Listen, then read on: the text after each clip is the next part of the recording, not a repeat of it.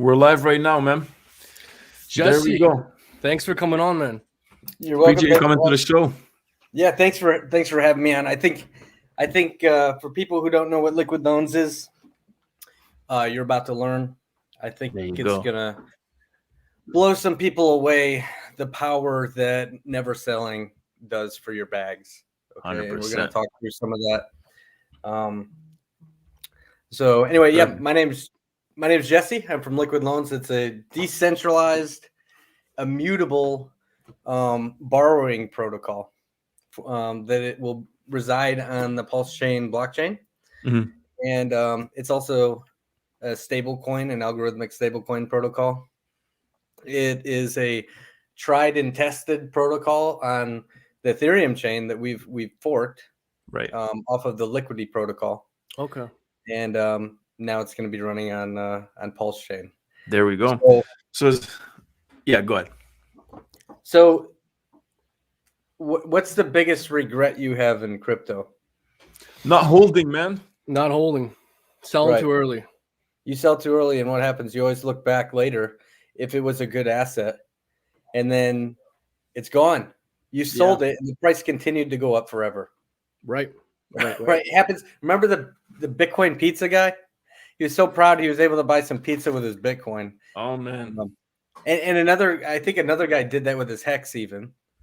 Did he? But, oh no. Yeah. So he was so proud of that, and he's probably got other Bitcoin. That's cool. He's probably rich, right? However, with the Bitcoin he spent on that pizza, he could have drawn a loan instead, held on to his Bitcoin, and later with the same exact Bitcoin, drawn more loan and bought a car, and then later bought a house, and later probably a whole darn island. Okay, but instead he blew it all on a pizza way early in the game, right? So you see this over and over and over where people get some gains, and that could be a 2x, 10x, 100x, whatever it is. There's always a level where they say, I'm selling out. And the term sellout is never a good term. No. When you're out in public or you're with your buddies and you say, oh man, that guy's a sellout, that literally is a negative term. Yeah. Right. It's also a negative in crypto. Even if you made a little money, you're still a sellout, and there was a better way. When you sell, you may have some mad gains or a little bit of gains, right? You're going to sell and you're going to have some slippage because of the way the automated market makers work. And the bigger bag that you sell, the more slippage you're going to incur, right? It could be 1%, could be 5%. But then you're also going to have capital gains tax. And oftentimes, if you had a fast run up, it could be as high as 36%, right? Yeah, so let's just round that up to 40%. 40% of your bags, all right? Imagine selling 100 grand, but 40,000 of it you have to pay to the tax man, right? It's ridiculous. It's ridiculous. And if you're going to sell, that just means if you actually want that value, you got to hold on to it even longer just to be able to get. But then you hold on to it longer just to go sell, and now you owe 80 grand.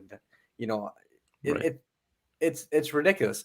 When you look at what the wealthiest people in the world do, they don't sell their most appreciating asset. That thing's working for them.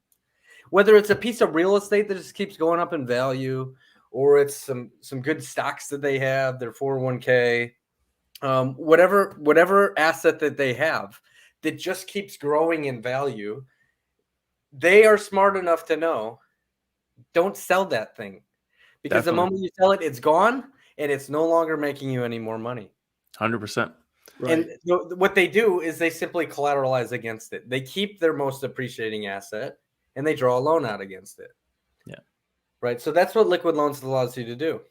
There you go. So to maybe Zoom, we love the passion you have, and you have a lot of knowledge when it comes to this. And I think you are, especially reading through the white paper and all the infographics you showed us. You're bringing something to the crypto space that is not really as used the proper way, right? The knowledge will definitely build the wealth that everyone's actually looking for. But again, at the end of the day, we all know it's not just a game of let's just buy this and sell it, and that's how wealth is built. No, we need to collateralize. We need to use the those tokens the proper way, that we know, coming up the next 5 to 10 years, they're appreciating in value. I don't want to sell it, man. I don't want to keep looking at the market and seeing when it's going to pump and then, sell it at the top and then try to accumulate at the bottom.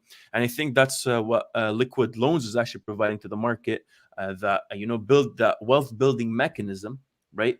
And we think that, soon here, guys, if you guys have any questions here, let us know. We're going to get into a lot of, I guess, a bit of more of a technical interview, in our opinion. But maybe first thing, if you can let us know, what got you into crypto in the beginning, to begin with it. Why do this right now?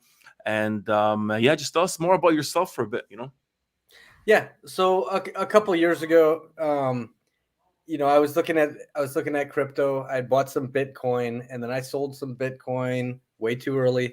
And then the same thing happened that I described, by the way. Of course, just like a lot of us, right? We look back and we're like, wow, look what Bitcoin just did. Why did I ever sell that back then? And so I think it was in the news. I saw the price of Bitcoin. I was like, are you kidding me? I had that years ago. That's true. Okay. Right. Yeah. So I started looking at crypto, and I did what a lot of people do when they first get into crypto. Of course, I signed up for Coinbase, and then I found all these degen platforms like KuCoin, where you can leverage trade and such. And it's super stressful. It is. When you're trying to enter in trades, and like you said, sell at the top and buy at the bottom, and it never goes the way that you want it to go. No. Right? No matter how much technical analysis, how good you are at it, you could get 5 of them right, and then you get one of them wrong, and you lose everything. You just wasted all your time, and that could have been months of time, right? And months of gains. It's absolutely ridiculous. It's stressful. It even happens to the top influencers. You see these guys, they'll have a good run for months and months and months, and then they literally go on stream and say, I screwed up. The markets aren't going the way I wanted it to, so I'm quitting YouTube. All right. The odds are against you. Yeah. It literally happens to everybody. Yep. So somehow I was digging through CoinMarketCap, and I literally found Hex, on page 3 or whatever it was, number 201. And I clicked it. It had a cool logo to me. I clicked it and I was like, what is this? And I went to the website, which looked really scammy. But I was like, well, hold on a minute. All you do is lock this thing up and it prints you some interest. That sounds a lot like some other financial products. And I said, this is interesting. And I was hesitant. Like, I went back and I clicked at the go.hex.com website like every day for like a week. And I looked at it and I was ready to buy some. I was like, it looks kind of scammy, right? And I'd leave, and I come back, and then I leave. And after a week, I said, you know what? All right, let me just click this button and do it, okay? And I did. I did my first stake. I started to realize all this other leverage stuff, all these other, tokens. You've got influencers who will pump them, but they'll have their bags full before they pump, and then they'll just dump on you. It's like, you know what? This is just a dirty market. This is ridiculous. And Hex is just so genuine, and it's really simple. There's a lot of math behind Hex. Don't get me wrong, right? But it's simple. You stake it. That's it. You lock it up and stake it, and you hold on and you wait through all the dips, and there's nothing you can do about it. Okay, it forces you to hold on, and that caused me to look at some Richard Hart videos, Pulse Chain, right? He announced Pulse Chain. I jumped in the Telegram room there, learned a lot, started teaching people, trying to become. How far back was this? Yeah, so Pulse Chain, when did Pulse Chain get announced? Back in like March, maybe? Yeah. March or April or something. I think I was one of the first people in that Telegram, Mhm. and I dove right in and learned as much as I could and started helping other people. Built a lot of friendships in there. Awesome. Ended up building a little community on a separate Telegram page where we would game theory and come up with learning material that we're going to show people, how to get into Pulse Chain, how it's all going to work and stuff. And that community just grew and grew and grew.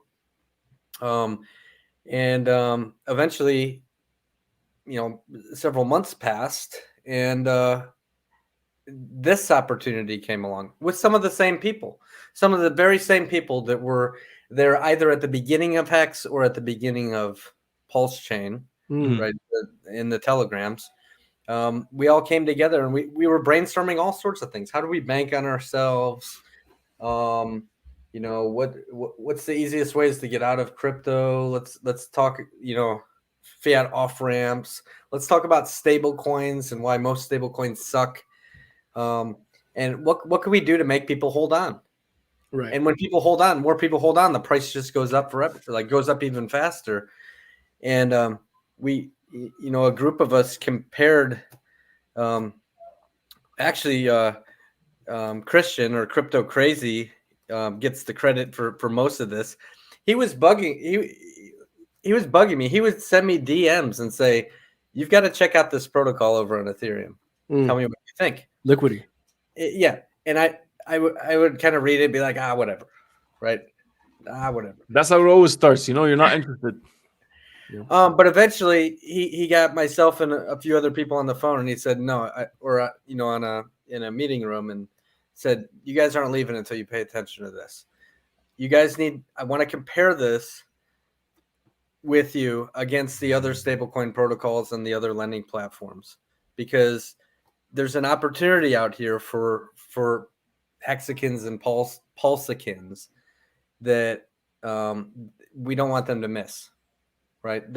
This thing has the power to be absolutely massive, especially at the beginning of a brand new blockchain." And he told us what he knew about it. We all started researching it ourselves, and it was an absolute no-brainer. This product is amazing. It is absolutely amazing. It's better than any other stable coin out there. It holds its peg better than any other stable coin. The liquidations are not quite the same as some other stablecoin protocols. There's no dumping on the market that it happens. Cascading liquidations is not a thing. Flash loans is not a thing. It's just very pure, and it's community driven, and it just simply works. There you go. That's awesome. So let's delve into that a bit more. So how exactly then does liquid loans work? Let's delve into the details a bit here. Like how do you get a loan with liquid loans, and how do they work? All right. There's three major functions of liquid loans. Okay. And you're asking about the borrowing. And it's quite simple. You bring in collateral that happens to be Pulse coin. Only Pulse Chain? Only Pulse coin. Okay. You always want to use the native coin of a blockchain, because once you start allowing, most of the other lending platforms, they allow even Maker, which produces DAI, right? They allow all sorts of different assets.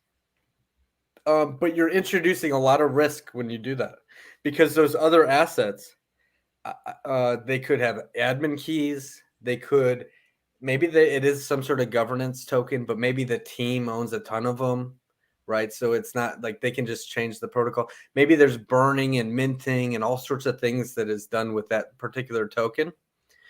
And you don't want to introduce that into, you don't want to introduce a coin that has all its own crazy tokenomics into a protocol that is literally designed to be stable. Right. Right. So you literally take the native coin of the blockchain only, and that's what you use. I got you. Okay. So anyway, you bring in Pulse coin, and the protocol is completely decentralized. You're going to enter into a vault. You're going to put some Pulse coin into your own personal vault. That's it's attached to your wallet address. It's yours, and you access it just by going through the dApp. All right. And then off of that value, you can mint stablecoin. So you collateralize your pulse and you mint your loan. Okay. Maker works very similar. You bring in Ethereum, you lock up some Ethereum, you mint some DAI. And is this whole process non-custodial? Completely non-custodial. Really, You from have A to B to C at every point. at every single point. Wow. Right. Okay. Interesting. You mint your own coins. Mm. It's your smart contract. Now there's collateral levels. 110%. Your vault needs to hold at least 110% of the value of what you mint. Okay. Now that is different than a lot of other protocols. Mhm. There are other protocols that are so unstable that they require you to put in, one of them 600%, and then mint just a small amount off of what you put in. But guess what happens if the price turns against your 600%? You lose all of your 600%. So you put in $600, you mint a $100 loan. Let's say you put in $601. You put in,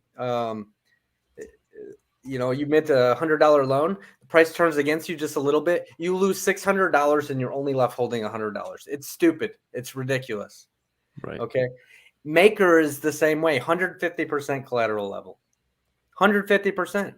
And why is that? Because they allow those basketed assets that are very volatile. I see. So is that how Liquid Loans manages to achieve this low collateralization rate? Because you're simply collateralizing presumably what's likely to be a more stable coin. Yes, a single asset collateralization level. And there's other mechanisms that also keep it much stable as well.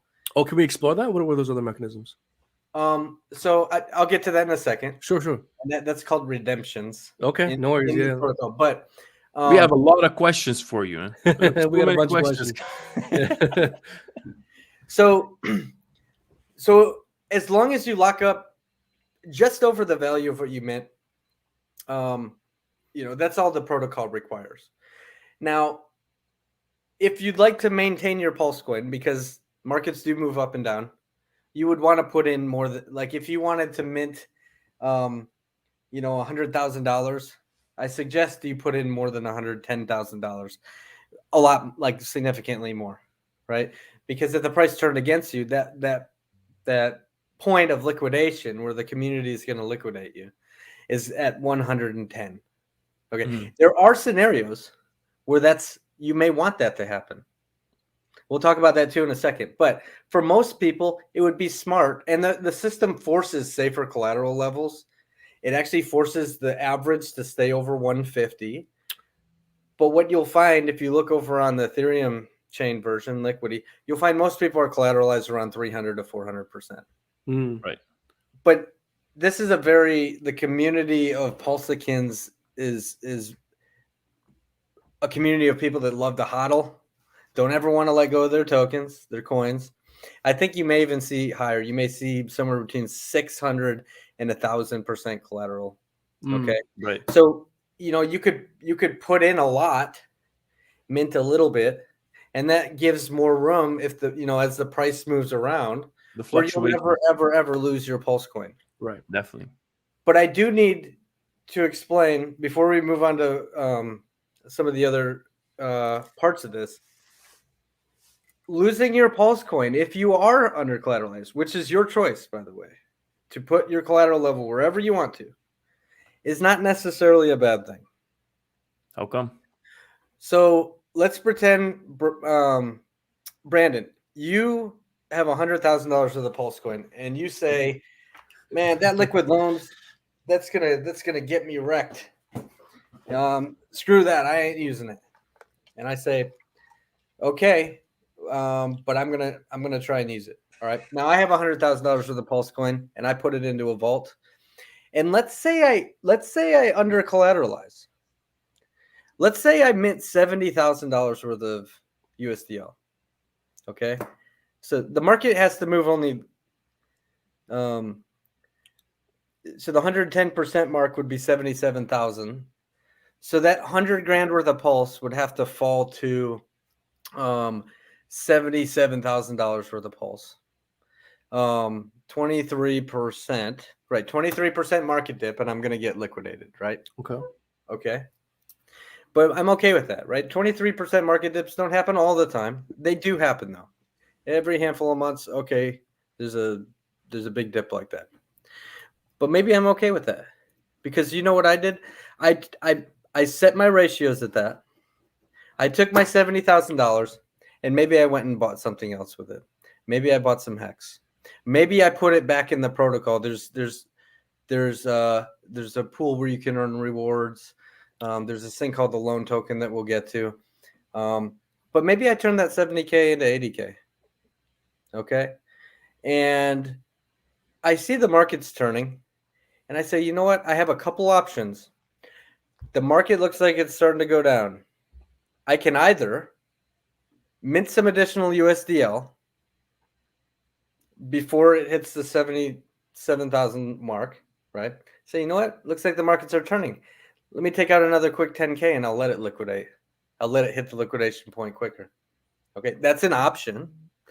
Another option would be, well, I'm just going to top up my collateral because maybe I bought more Pulse with my USDL or I bought hacks or whatever I did. I'm like, I'll just put some more Pulse in there and I'll top up my collateral. So, I had 100K in there, but now I have 150K in there. Right now, I'm really far away from that liquidation point. Mm-hmm. Or I can say, you know what, I'm just going to pay back some of my loan. I had 70K in there, but I've got all this money here. Let me just throw 30K in it and lower my loan. Okay. You have all of these options. It's literally like 4 different things you could do. Okay. Now let's say I do nothing though. And I sit there. The price moves down in Pulse and it keeps going down in Pulse. Has a 50% market dip, but it liquidated me at 77,000. I lost my Pulse. And I call you and I say, hey man, that was a horrible market dip over the last couple months. What did you do? And Brandon, you say, well, I hodled. Yes. I say, cool. So you hodled your 100K, 50% market dip. And what are you holding right now? You're holding 50K. I use the lending protocol and I let it liquidate and I'm holding over 70K. Maybe I'm holding 80K or even 90K because I used it as a stop loss. Right. This is very interesting. So if we can maybe make this a little bit clearer for some of the folks. So basically what you're saying is if one chooses to under collateralize or collateralize with a low amount, and let's say you do get liquidated, the risk of that liquidation is somewhat mitigated because while, yes, you did get liquidated and lose your Pulse chain, you also have this USDL, these stable coins in which you could use to either buy the dip with Pulse chain, buy the dip with Hex, whatever it may be, which mitigates your risk of a liquidation. Am I understanding that correctly? That's absolutely correct. Okay, That's absolutely wow. correct. Yeah, okay, right on. Now, you can avoid all that, and there might be some tax implications, right, when you're liquidated, right? So that whole 36 or 40% thing, if you were liquidated, there's probably some sort of tax implications if you're in a jurisdiction that matters, right? Right. So I'm just saying, because everyone always says, oh, what if I get liquidated and lose all my Pulse? Well, first off, set your collateral ratio where that never happens. Is there a recommended collateral rate that you guys recommend? Stay over 150. Okay. Right. Most people will double that and stay around 300 or so. So maybe these are like actually amazing. I guess bottom line for whoever's listening, because I see some people asking in the comments, what's the full idea or the basic idea we're going behind this whole thing here? Because what Jesse and his team are providing are basically the flexibility to instead of just buying and selling. We are collateralizing PLS, and from that we're obtaining USDL, and from that there's a bunch of routes we can go depending on if the market is going to go up or it's going to go down. There's a bunch of ways we can mitigate against the drops as opposed to just simply holding, buying, and selling. Now, maybe you're putting all that work. You're putting all that Pulse coin to work for you while you hodl it. Exactly. Yeah, it's just because never selling is not the same as never spending. Mm-hmm. Okay, you literally are minting value You're minting something off of that value, and now you're putting it to work for you. Right. Right. Okay. So what happen? What about if you pay back your loan? You know what happens? It's quite simple. What happens? You bring back stablecoin. The same. If the price of Pulse goes up, your loan is still the same. If you took a $2,000 loan and the price of Pulse goes up by 10,000x, you still only owe $2,000. Right. All that extra Pulse, you could have been withdrawing that. You could have been minting more loan off of it. Whatever you wanted to do. The system only cares that you have a $2,000 loan. So if you wanted to pay that back, you bring back $2,000. Your stablecoin then burns, it disappears, and it releases that equivalent value of Pulse. Right. So maybe let's talk about the mechanism behind that then. So how do you maintain that peg? Is there a specific kind of mechanism in the system? Because we saw the infographics you sent us on Twitter. Maybe we'll open that here in a bit. But we know you send your money to a vault. From a vault, there's a liquidity stability pool. I believe that's what it is. The peg is maintained simply because the value that you have in your vault, or that anybody has in their vault, is always more than what was minted. Right. I see. And it always keeps that locked. It always keeps that equivalent value plus at least 10% locked. The system also forces the majority of people to be collateralized over 150%. And what you'll find is people are collateralized over 300 or to 400%. So there's always more value in the system than what is minted in the form of stablecoin. I see. That's interesting. Is there a threshold to how much you can collateralize, for example, like a minimum, basically? Is there a maximum and a minimum that you can collateralize and take loans on? Yeah. Well, the minimum collateral ratios you have to have 110% in. Perfect. Yeah. I mean, you could put in $1 million and take a $2,000 loan if you want. Right. And so is that the minimum you can take out as well as $2,000? The minimum loan you can take out. That's the minimum amount you have to take in a loan. Now you is can there a top maximum? up. There's zero maximum. If you've got billions of dollars worth of Pulse coin, you can mint billions of dollars worth of USDL. Okay. That's amazing. Interesting. Yeah. Wow. Okay. We got a lot of billions here, man. So this is amazing news. So if you wanted to pay a loan back, you bring back your stable coin and it burns. Right. So there's this other mechanism in the entire protocol, and that's called a stability pool. Right. It's a giant pool just jam-packed full of stablecoin. Stability depositors put their stablecoin in there, and it just sits there, waiting. Now, while they're in the stability pool, those people participating are actually being rewarded in this thing called the loan token. Right. That's a stability pool right there. Right. So let's start over. You've got a wallet. You decide, okay, I'm going to take some Pulse and I'm going to put it in my vault. There you go. Now, you're going to collateralize that at whatever safety level you like, preferably at a level that you're not likely to ever get liquidated, unless you are using that as a strategy for a stop loss, right? So you mint yourself some stablecoin. There you go. Now you have some options. You can go spend it if you go upward. You can go spend your stablecoin. There are liquidity pools that will have the stablecoin in it. Those are incentivized liquidity pools. People will be paid in loan token by providing liquidity. All right, so you will be able to trade that. But if you decide not to spend it, instead, you can put it into this thing called the stability pool. Right. All right, now we're going to stop there for a second. So you've decided you want to put, or somebody's decided they want to put some stablecoin into the stability pool. The purpose of the stability pool is to pick up any liquidations. Remember when I said that if you pay back a loan, your stablecoin burns and it just releases that Pulse? Right. Being a stability provider does the same thing. You as a community, a group, you have all put in all this stablecoin. And if there's any collateral that ends up getting liquidated, that collateral floats over to the stability providers who pick up that Pulse and they burn stablecoin. Now, remember the liquidation point's 110%? So you'll be in there, and if there's a liquidation, everyone accumulates a little bit of pulse collectively as a group. Everybody just gets a little bit of it, right? And they're burning a little bit less stablecoin because that threshold was a 10% spread.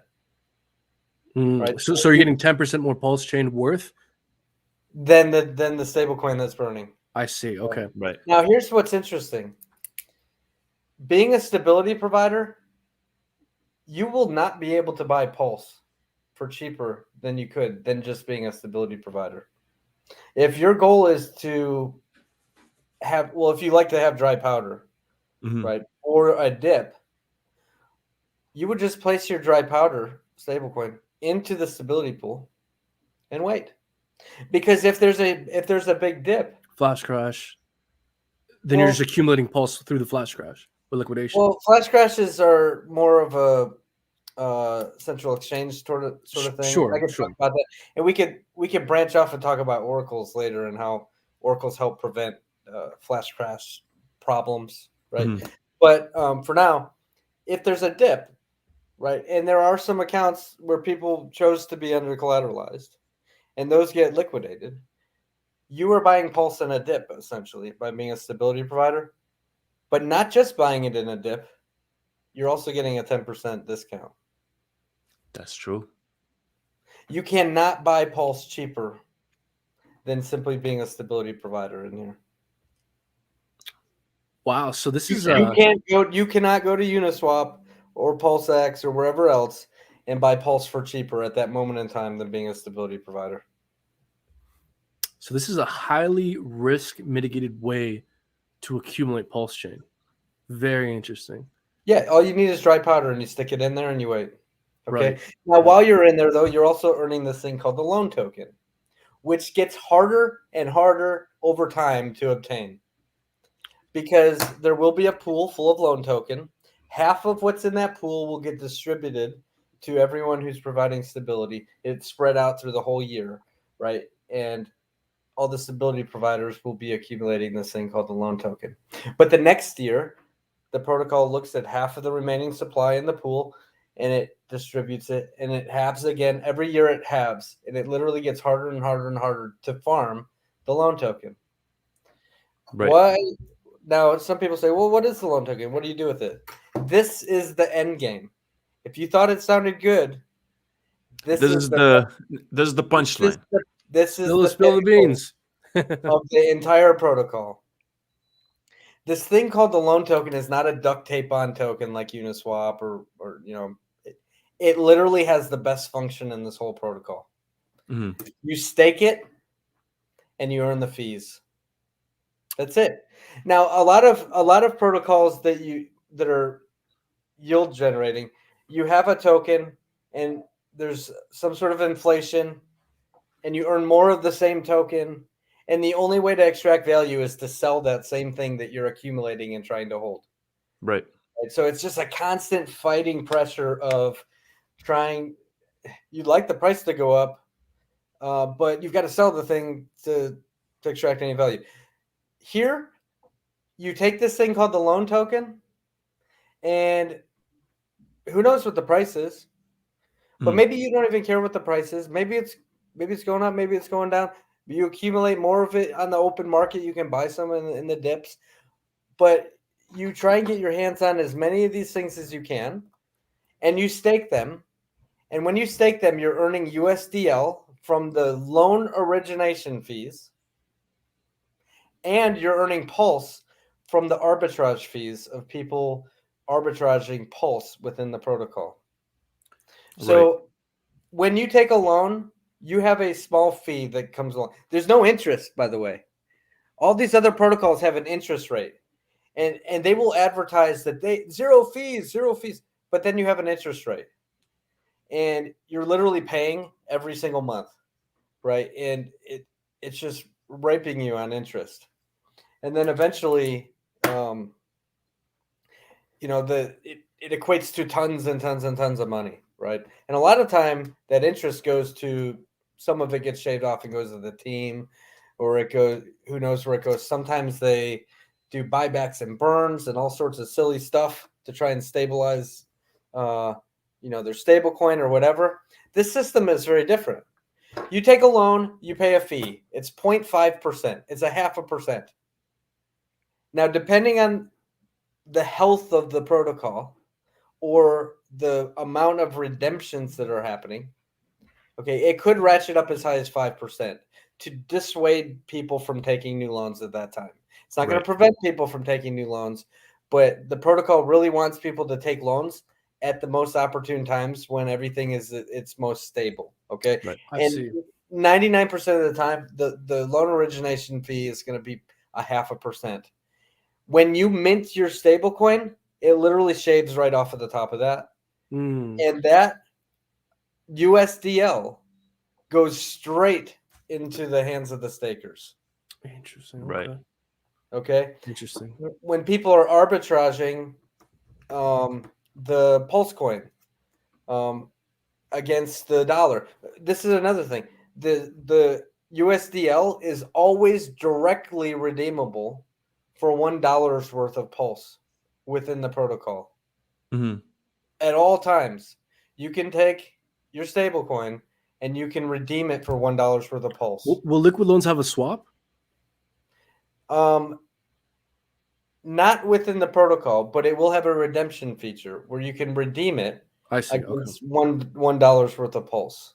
Okay. Right. When you talk about will we have a swap, it is very possible we will have we could have a link, an integration that runs a different DEX in the background. Right? You can run a swapping platform right from our. I wonder which one it may be. Right. So that is possible, right? But it's not necessary right off the bat. I see. Right. Yeah. So all these fees, when somebody takes a loan, that fee literally goes straight to the stakers. They're collecting USDL. Some people will choose the compound. So what if you were in the loan staking pool and you're collecting USDL? Now you could be living off of that. That could be your income. Or you could be taking that USDL and then you put that in. Remember, the stability pool is full of USDL. And the more stability, the more stable coins you have in there, the more loan tokens that you're able to acquire. So you take your stable coin and you put it into the stability pool. You then get more loan tokens, which you put into the loan staking pool, and you're earning the fees. So you're just growing your stack bigger and bigger and bigger to a number you're comfortable with. Every now and then, maybe you're shaving some stable coin off. You're going to buy some more Pulse. You're maybe buying some Hex. You're doing, you're buying whatever you want there. But you're comfortable knowing that once you're a staker, you literally have income for the rest of your life, as long as there's people that will take loans. Loans have been around for decades. People will never stop taking loans. It's true. So once you have your seat at the staking table, you should be comfortable knowing that you literally have income for life. And go ahead. And because this is a brand new blockchain, and it starts at zero value, and it starts at the lowest, after that, somebody creates a liquidity pool or whatever for Pulse coin, but it should be at the base, right? Because all charts go up and to the right after unless it's a complete failure, and then we got bigger problems. But I don't think this blockchain is going to be a failure at all. This tells me that if you get in at the staking pool early on, those loans will only get bigger and bigger and bigger and bigger over time, and more and more and more and more users and more people using them, because it's a brand new blockchain. That's true. So, the idea is literally secure the biggest percentage of that staking pool that you possibly can. So now I have a question. I know Brendan has a question as well. If you wanna, you gotta see. You built the whole economy here. We don't even know where questions. I don't even know where to start, man. I love this. But Brendan, go ahead. Yeah. So I got a couple. So look, number one, I love the fact that this is decentralized and in immutable, although I really want to delve into exactly what elements are immutable and what areas are susceptible to further growth. But if we can actually go back to the chart there, and just for a moment there, I really want to hover on this point because it's such an interesting feature you brought up. I know you went over it, but let's hover on it for a second because I want to really clarify this because it's such an interesting feature. So you're saying there's two ways is how I'm understanding so far in which someone can earn interest and yield off the system, which is staking in the through the liquidity token in that pool, and that will earn you pulse chain through the arbitrage and the fee for taking out a loan in the first place. Am I correct? In the loan staking pool, you're earning all the fees that people have to pay just to take a loan. Right. And the fees people have to pay when they arbitrage. Okay, I see. Right. Okay. And then the second feature is the stability pool. Yes. And you're earning any pulse from liquidations. And you'll always come out net positive because it burns a little bit less of your USDL, but you gain a little bit more pulse value. Okay. But you're farming the loan token while you're in there.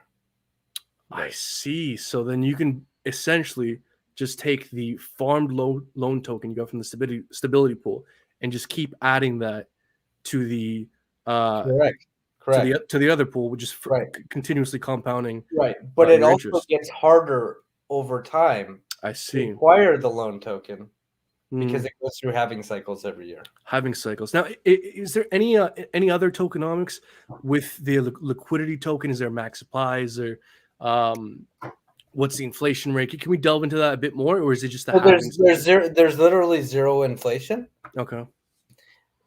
The lion's share of the circulating supply at launch will be in the hands of, or in the wallet addresses of those that have aligned their political beliefs with ours.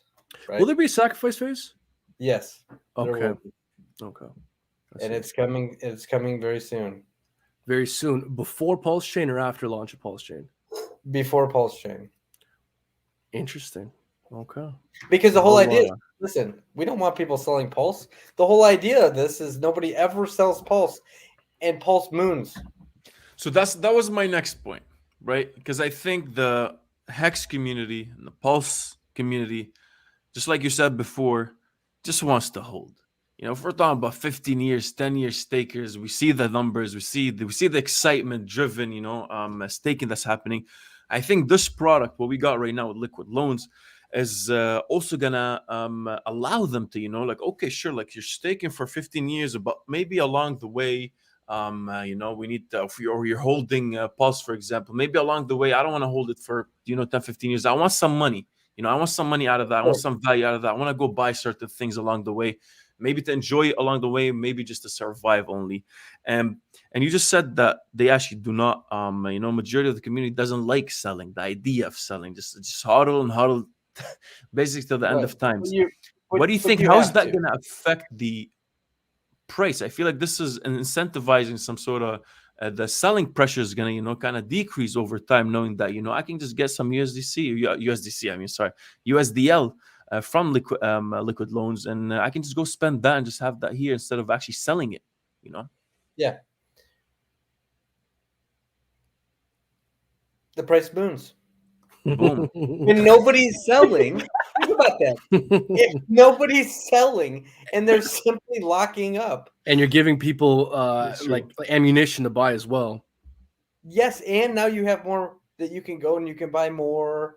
It literally has the potential to moon the price really, really hard. 100%.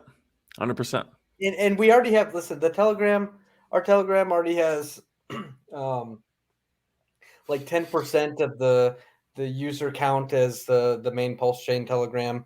But there's actually a whole lot of users outside of Telegram who don't even participate in Telegram, who are excited about liquid loans. Yeah. So I'd say we have like 20% of the Pulse Chain community who will never sell.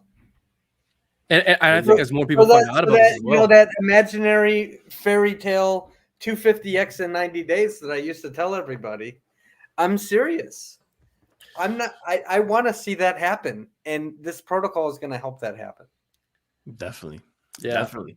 And so if we can hover on, I think another point that I think will I'm definitely interested in. So I want to understand exactly what elements of the system are immutable, and if there's any part of the system that's open to further growth, further integration, that kind of thing. So, I mean, would you ever incorporate hex? Would you ever, in terms of collateralization, borrowing, Pulse X, is the system, is the protocol open to that kind of integration, or is it once it's out, we can't touch it, we can't change it?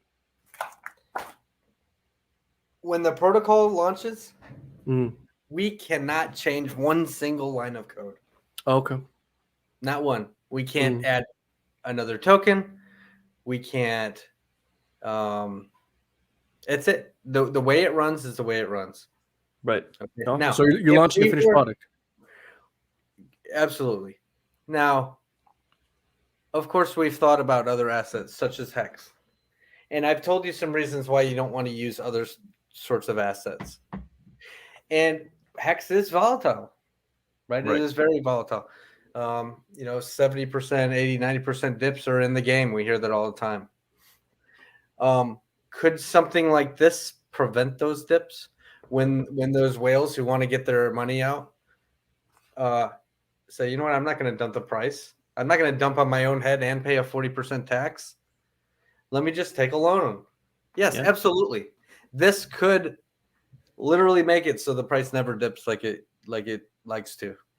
Definitely. However, it's not something we will ever do without having that talk with Richard Hart, because that's screwing with something that he created and has a very unique design to it, and we don't want to disrupt that unless he goes, yeah, green light, guys, that sounds cool. Okay, right? Definitely. Interesting. Yeah. Okay. Wow. Wow, man. That look. I'm very excited about this thing. To be honest, this is a very interesting conversation. Now, look, I would feel bad. If you have a question, feel free to pop in here. But I did see a super chat here. I would feel bad if we did bring this up. I'm reading this here for the first time. So someone's saying, Paladin, thank you for the super chat, saying, can you walk us through what happens when the pulse price goes crazy? I get a loan to buy a boat. You give me an LL token, and the market dips 75% for 6 months. So when you take a loan, you don't get the LL token. You are collateralizing a value of one asset, which is Pulse, and you're minting something else. You're minting stablecoin. Now, typically, the safest time to take a loan is in a dip, right? Market dips 30%, and you say, wow, let me take a loan out, right? Because then the value of Pulse, hopefully goes up from there, right? If you see Pulse go parabolic, and then you decide to collateralize your Pulse and put it at 110, 120, 130% collateral ratio, you're likely going to lose your Pulse, is what would happen. The market would dip 75%. But if it dips 75% in that scenario, you are holding more value in the form of stablecoin than you would have been holding if you had only been holding all that Pulse liquid. Yeah. Right. You just protected yourself with a stop loss. It's like basically you took your profit temporarily for a bit just in case this thing dips. Basically, that's what's happening. Yep. Right. One thing I want to talk about, which was pretty interesting for me, and I think it would be nice to have you kind of elaborate on that a bit. But reading through the white paper, just have something here talking about stability in general, right? And where you basically said stability is maintained via economically driven user interactions and arbitrage, rather than by active governance or monetary interventions. The protocol has built-in incentives that encourage early adoptions. Can you just elaborate on that a bit? Just that's more or less saying, hey, we're letting the economy naturally, So as opposed to banks coming in and putting in the money and kind of stabilizing things. Right. So the users of this protocol, we become the bank. In fact, we no longer need a bank. We are the bank. We are the bank of Pulse, right? You can take a loan, set your collateralization level wherever you want, pay a small fee to the other community members who are there, who are the stakers, right? The fee doesn't go to us; it goes to the community. Now, for those that are under collateralized, yes, somebody from the community, and actually anybody, doesn't even have to be participating, can log in and see, I see all these vaults that are over 150% collateral, but there's this one that's sitting at 112%. Let me watch that for a little while. And if the price starts moving down and it gets to where that vault is at 110%, anybody can hit the button. Somebody will hit the button because you're actually incentivized to hit that button. When you hit that button, you collect $200 and you collect 0.5% of the entire value of that collateral.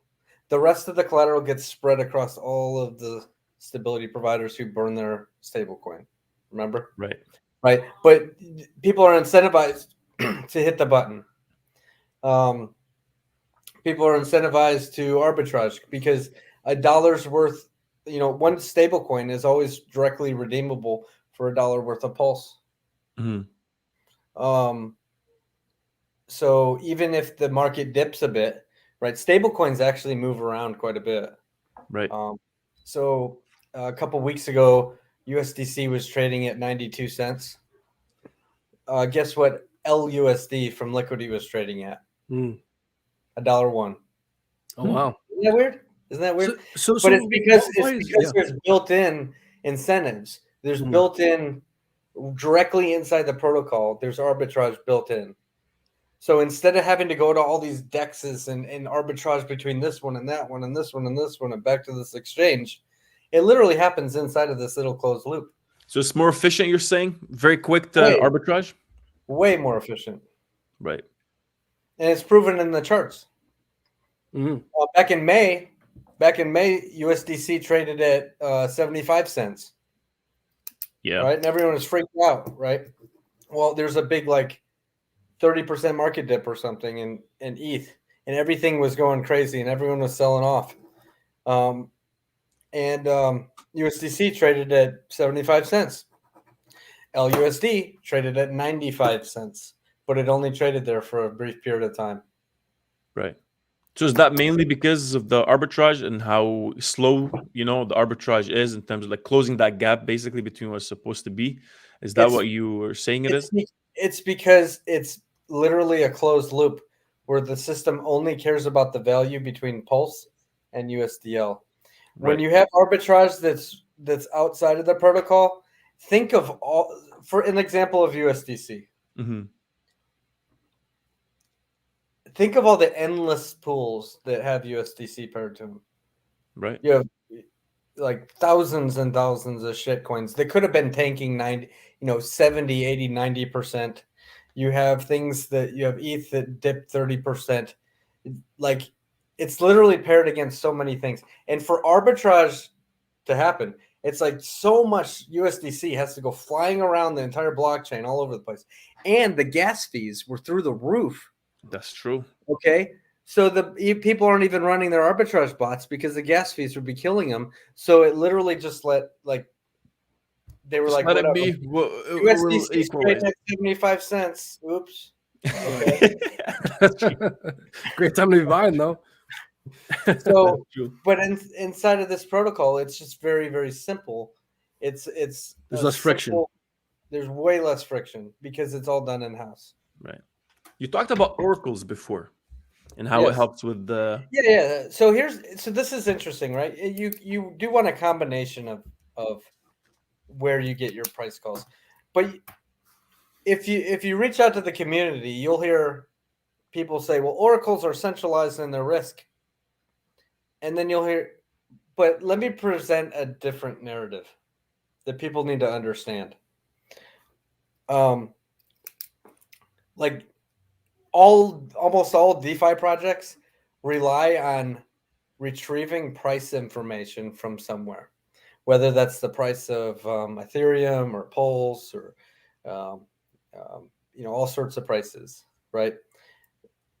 Because there's collateral and DAI and Maker, they all do this sort of thing, right? They're looking for price information so they know, okay, what's the collateral ratio at?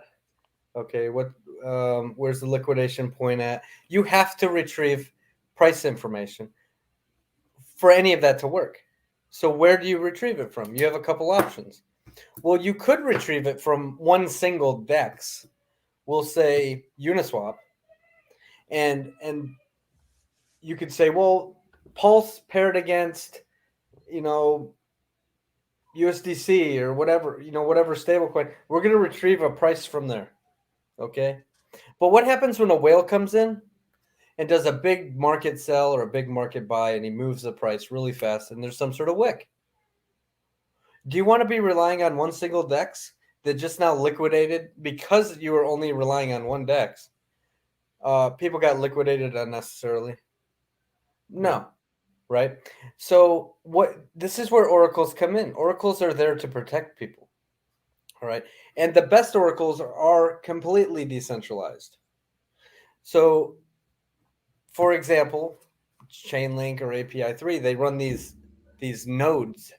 So you have users who are, there's thousands of nodes. It's kind of like validator nodes, you can almost say, like a proof of stake, or we'll call this more like a proof of work.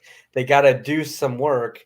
They got to prove that the values they're retrieving across the cryptosphere are accurate, and then they get paid in the link token, right? So you've got these nodes that are grabbing a price from this DEX and that DEX and this DEX and that exchange and this exchange, okay? And it's feeding that information back through the oracle, and you've got thousands of them all doing that, and they're all reaching consensus. And if there's an anomaly, if one of those nodes puts out some faulty information, it literally cuts them out. Yeah. That's a lot how a blockchain works, with mining computers, right? Mm-hmm. It has to reach consensus across all of them, okay? But it takes that information, and if there happen to be some anomalies, it literally removes those anomalies. So if there's a price call, if there's a price that's retrieved from one DEX, and it's wildly different than all the rest of them, no problem. It segregates that, and it doesn't include that. Okay. Right. In that fashion, it literally protects. It protects and has the most accurate prices that you can possibly have, and it protects from any weird wicks and stuff on a central exchange. And also, if you were to only retrieve price information from one single DEX, what happens when that DEX goes through an upgrade? We saw this with Uniswap V1 and then V2 and then V3. And if you have a mutable code that's reading from Uniswap V1, what are you going to do? And nobody's using Uniswap V1 anymore, your protocol is done. You're dead. That's true. Right? So you can't have a mutable code that does that. You have to run these things called oracles. So, but you can do it a number of ways, right? You can grab prices from a very good oracle that's decentralized with nodes and stuff. But you can also be grabbing a price from the most utilized DEX on the platform, such as like from PulseX. And you can kind of aggregate those prices against each other inside of the code. So that's just my explanation of, like, when people hear Oracle, they immediately assume, oh, that's counterparty risk and it's dangerous. And why? No. We need it for the data. It's a protective mechanism. We need clean, quick data, reliable.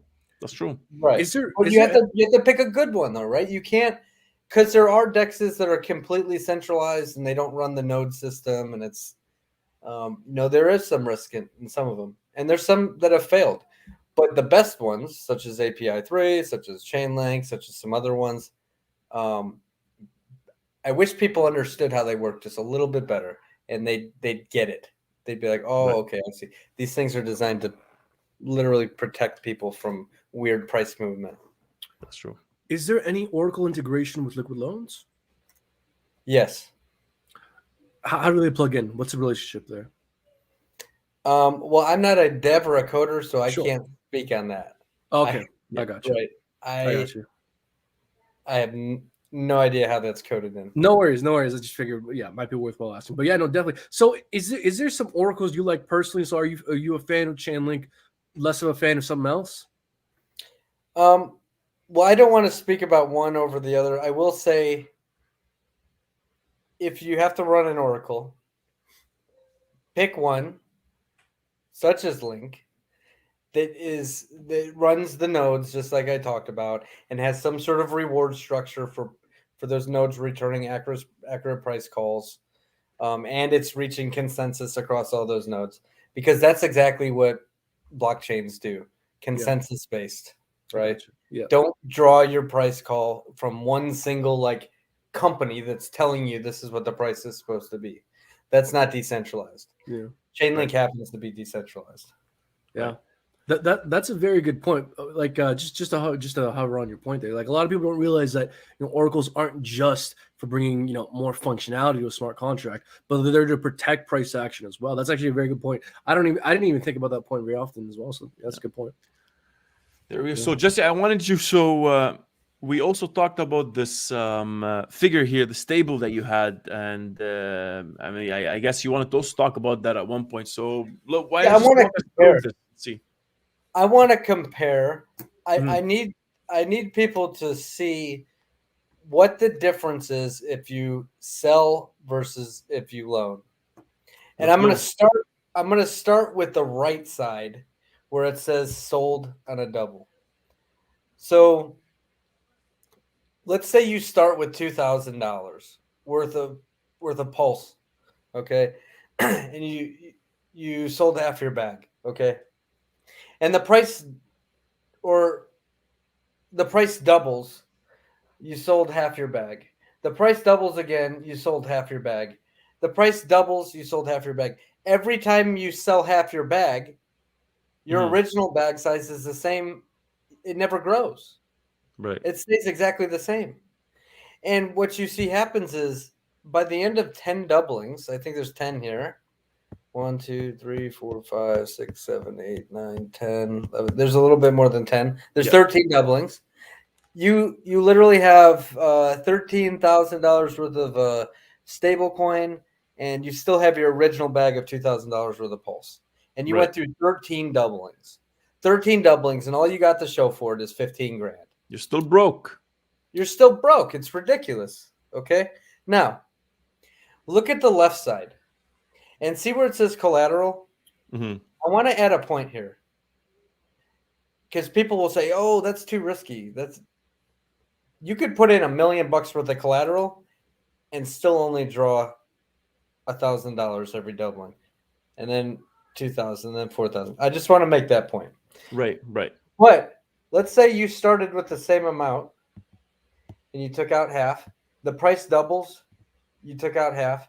The price doubles again. You took a loan out, right? You're taking loans out here in this. So just for the people watching, you're not selling this. You're just taking a loan out every time the price doubles. Yeah. So see, it's similar to the bag column. The bag column is what you're left with every time you sell. So your bag never gets bigger than $2,000. Right. But in the collateral column, you're just taking a loan out. So your collateral continues to grow and grow and grow. And you go through 13 doublings. And you've taken a loan out on half of your collateral on every doubling. By the end of 13 doublings, you have $4,096,000 worth of stable coin. Plus $8,192,000 worth of collateral. Now, not all of that is accessible to you because remember the protocol requires 110% of what you've minted to stay locked. So we'll just do the math and say 44,192,000 of it or so maybe is locked, or somewhere around there. But you still have $4,096,000 worth of stable and accessible to do whatever you want with. Still, we'll say $4 million worth of pulse. You have like $8 million. That's true. And you went through the same chart, the same ups and downs that the guy who sold on every double did, but you decided to take a loan on every double. So you're telling me if I put 2,000, I'm gonna get 12 million here with liquid loans? Is that what you're telling me? Oh, 13 doubles. If you actually collateralize at a safe level, let me explain. Instead of starting with $2,000, why don't you start with 20 grand, but only take a $1,000 loan? So you can do that too, right? The price doubles, and you take a $2,000 loan, Price doubles, take a $4,000 loan. You could do that as well. And what's interesting about that is your collateral doing that would be even bigger. So you not only did you collateralize safely because you put in 20 grand and only took a $1,000 loan. But by the end of 13 doublings, you'd have so much money. Like what's what's 20,000, doubled, 13 times. You'd have so much darn money, it would be insane. It's true. You can collateralize at whatever ratio you want and run these numbers. You will not be able to have more money than somebody who sells. Period. You can't do it. It's impossible. There you go. The only exception to that is if you're liquidated. But if you're smart, you'll just avoid that liquidation. Or you'll use it as a collateralize more, add more, make sure you're safe for those fluctuations. Make sure you have some sort of wiggle room for this to go up and down just so you don't get then I guess you're safe. Yeah. And you're putting all that loan to work for you. You've got that stable coin. Yeah, sure. Go buy a Lambo. Go buy some groceries. Go buy a house, whatever you want. But you're going to have more money than you know what to do with. And you should be doing the right thing and reinvesting some of that. 100%. It's like the wealthiest people in the world do. You take a loan out against your most appreciating asset, you get some money, and you go invest that, and now you grow your wealth. Yeah. Richard talks about that. This is nothing new to wealth creation. Oh, yeah. Yeah. Yeah. I mean, this isn't financial advice, but I mean, I can imagine a scenario where you take a loan, with that loan, buy Hex, stake it for a short period of time, take that interest you earn, pay off the loan, and just keep, staking 1 month out, and just keep taking the interest you earn, restaking the principal 1 month out, and that way paying off the loan. Even you could do the similar thing with Pulse Chain as well. Stake Pulse Chain or delegate Pulse Chain, take the interest and slowly pay off the loan. I mean, again, these are theoretical ways in which this could be used. This is super interesting. It's a lot of freedom behind this. There's a lot of freedom to properly build the wealth you're looking for. Yeah. I want to explain something. I want to address something. Go ahead. 90% dipped equals wrecked is what this guy says. Okay. Let's go through a scenario. Again, Brandon, you're holding $100,000 worth of Pulse coin. I like these scenarios. I'm holding $100,000 worth of Pulse coin, and I take a loan of 70 grand. Okay. Market dips 90%. What are you holding? Stables. Brandon, you're holding. No, you didn't take a loan. Market dips 90%. What are you holding? Like 10 grand? Oh, yeah. Okay. Market dips 90%. What am I holding? I took a $70,000 loan. You're holding stables. I'm holding $70,000 because you see that? It literally doesn't make any sense. Right. Because somebody would say you're wrecked. The risk of the liquidation is mitigated because it's not like you have nothing after that liquidation. You have those stables after liquidation, which you can use to just rebuy your bag, and maybe you have slightly less depending on how you went about your loan. But the point is that there is a function here in order to mitigate the risk. Absolutely. Right. Now, Jesse, I have a question for you. So let's say I put in, $2,000 worth of PLS, and I take a loan based on that. Now, Pulse Chain went up, double at one point. Do I need to reinitiate like a loan contract of some sort, or does the system keep track of that? Hey, now this person here can actually take more USDL based on what the initial, how much they initially put in. Is it like dynamic like that, or is it? Do I need to reinitiate every time? I guess my question is my question clear? Or yeah, it is good. You could just draw more stable. You could just mint more stable off of that appreciated value if you want. I see. You don't have to it's really easy. You just click one button and it's done. Okay. You will have to pay a fee, right? 0.5% typically on whatever value you're minting. Mm-hmm. Okay, I see what you mean. But you don't have to open another vault. It'll be still attached to your same wallet address, and it's simple. Perfect. I have a question. How long do you have to pay off the loan? Is there you have to pay it off by a year, 10 years? Is there a limit on when you have to pay off the loan by? No limit. There's no repayment terms. They're on you. If you choose to repay it, you can. It's your Pretty smart simple. contract, and it literally there's no terms. It's your smart contract. Wow. Okay. There we go. And the only fee is that initial 0.5% of what your loan value is. That's correct. That's Wow. absolutely correct. Wow. That's Jesse, you got a nice product here, man. This is Yeah, this is and amazing. the cool thing is, listen, it already exists. It literally exists on another blockchain, and it works really good. I do want to cover something that people who are scared because they hear the term liquidation, or they throw the word, oh, whales. Whales are going to dump the price. Let me explain why that's impossible. The system protects against that. Let me explain. Imagine being a whale in something like Hex and early end staking and losing all your Hex just so you can gain a little bit of Hex because you're a Hex staker and you want to collect the early end stake fees. So you pay fees to collect a little bit of fees? It doesn't make any sense, right? It doesn't make sense in Hex. It doesn't make sense here. Mm-hmm. So if you're holding a bunch of Pulse and you dump the market, first off, you're dumping the market on yourself. You're selling. You're getting rid of your coins to do that. Look what happens when you get rid of coins. The chart's still up on the screen. Mm-hmm. You no longer have them, right? They're gone. And the price is going down and down and down.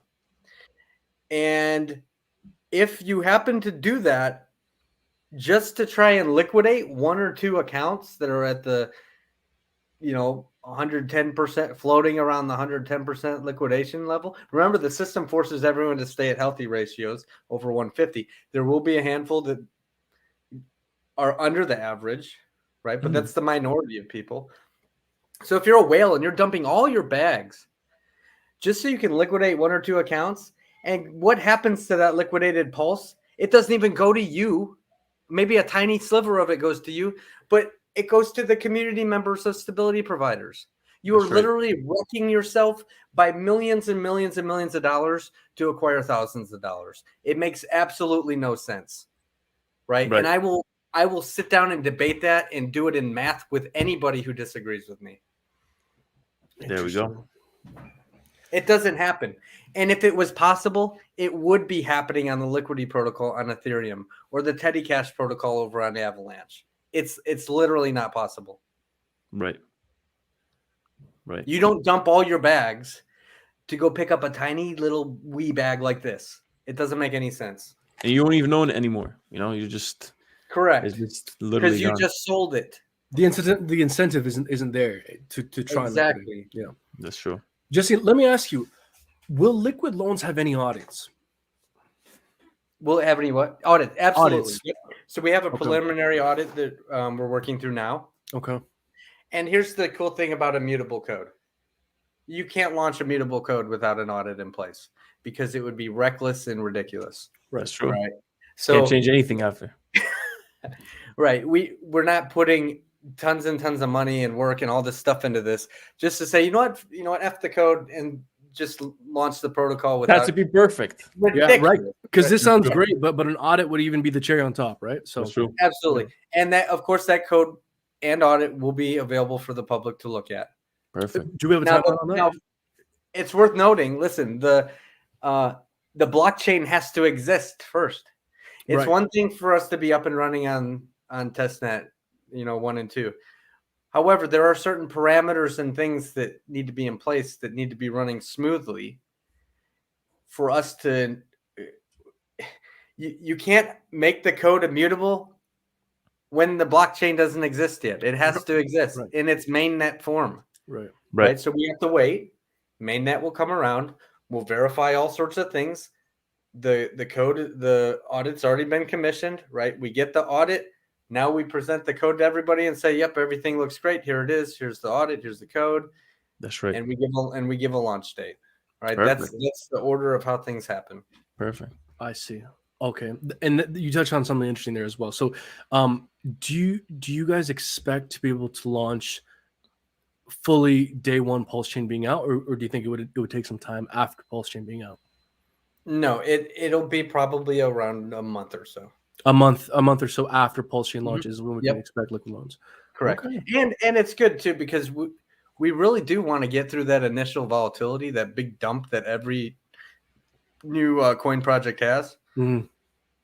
There's no time locks or anything on Pulse Coin.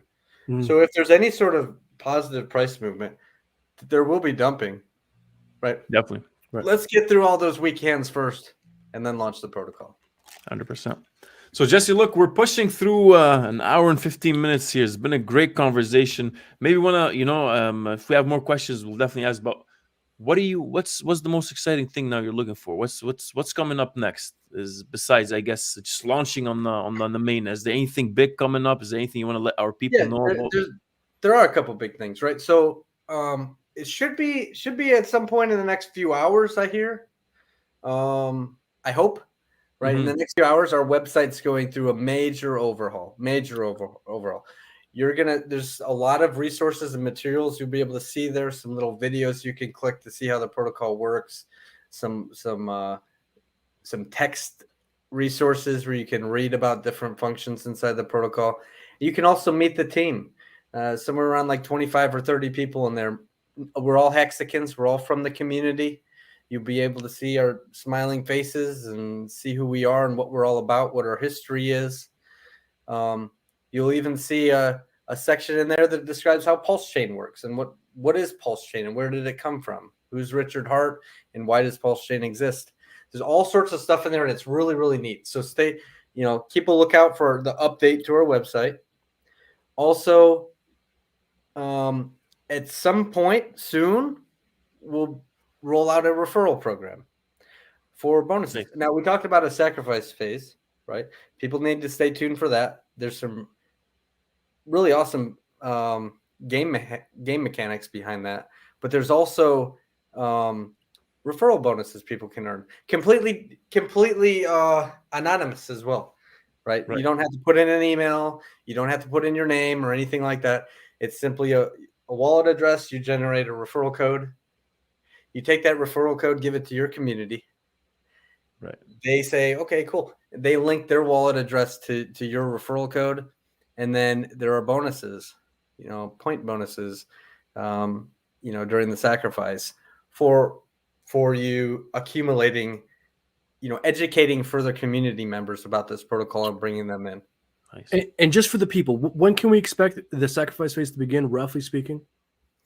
Probably around mid-January. Okay, right on. We could push it out just a little bit further, but we're thinking right now around mid-January. Okay, start. Right on. And for the people that wanna that are listening that want to keep up with the updates from Jesse and Liquid Loans, my camera went off completely. Make sure you check out the Twitter, their Twitter handle. We have it in the description. Jesse's Twitter handle, Liquid Loans Twitter handle, the Telegram, just to get update. I think you guys have like 5,000 members in your Telegram, so it's pretty it's an active community. You probably have most of your questions answered. And man, you got me excited. I'm excited. I'm looking forward to it. It's pretty good. Thank you for all the information. Yeah, Appreciate it. Listen, this is what the wealthiest people in the world do. Don't sell your most appreciating asset. Definitely. Collateralize safe. Alcohol and collateralization don't mix. All right. Be safe out there, and it really is a fun protocol, and people are gonna like this thing. So thanks for your time. I think 100%. Jesse, You heard it from the best people. Thank you so much for your time. Super interesting stuff, folks. Go check out Liquid Loans. There'll be links for everything down in the description below. Jesse, if you have any final words, anything you want to plug, if not, that's it from my end. Thank you so much for your time. All right. Thanks. See ya. Thank you guys so much. Take care. Like and subscribe. Follow Liquid Loans.